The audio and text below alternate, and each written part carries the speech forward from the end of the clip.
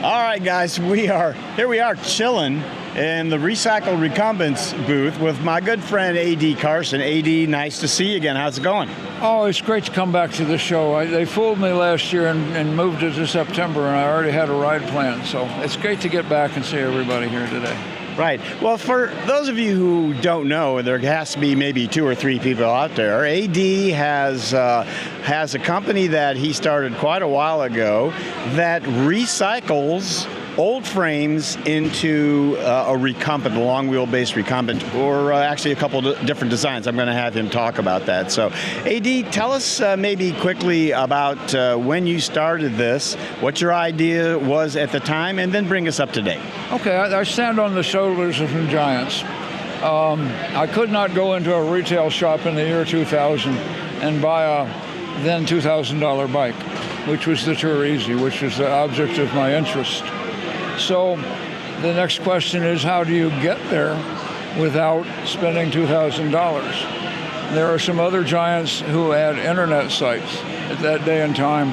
I read profusely on the internet, came up with an idea from others about how to recycle old, let's call them 10-speed road bikes, into a new and elongated frame that approximated the design of the Tour Easy.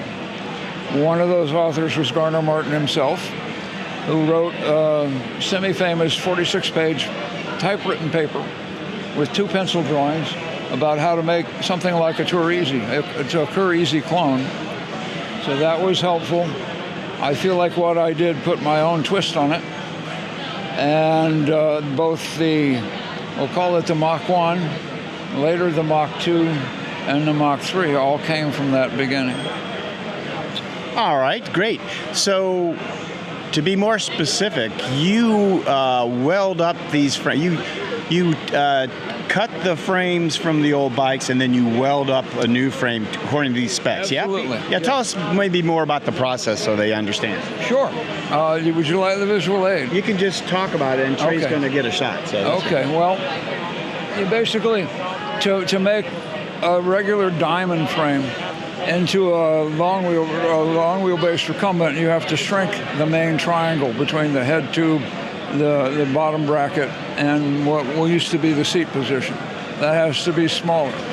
And then you have to elongate it. So parts of the old frame, the main parts of the main frame, literally are cut, reshaped, and they're made into what he's taking a picture of right now, which is that long wheelbase frame, right? There are a lot of boat anchors along the way that testify to the fact that it's an experimental process. But what you just took a picture of is a refinement of that process, and probably this one was made last week. It might be frame number 506. I don't know. I've lost count long ago. So I'm pretty good at it. Yeah, well, you've been doing it long enough to have figured out a lot of the problems that you might have started with, and now it's got to be much easier for you. So it's certainly straightforward, and it's like practicing a golf swing. It gets better the more you refine it. It's a skill set. Okay.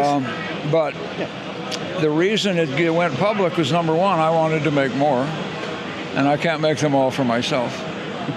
And number two, I had feedback from customers which told me what I thought, which is that it's a very good bike. So I went public with the website, which encourages you to make your own. And it turns out there are a lot of people that talk themselves out of learning those skills. So there's help along the way. If you want a naked frame, I can sell you that, and you can be your own painter and mechanic. If you want a finished kit, I happen to know a really good powder coater in my neighborhood.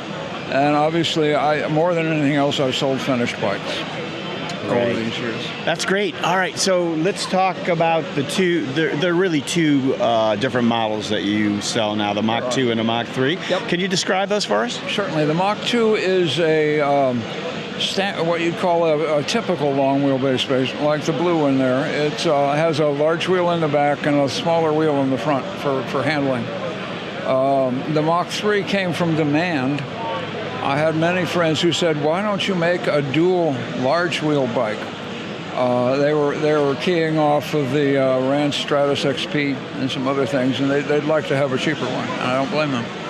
So I went back to my research in my boat anchors, and I found a way to make a Mach 3, which from, again, recycled frames and very particular frames, you can make a good dual 26-inch bike.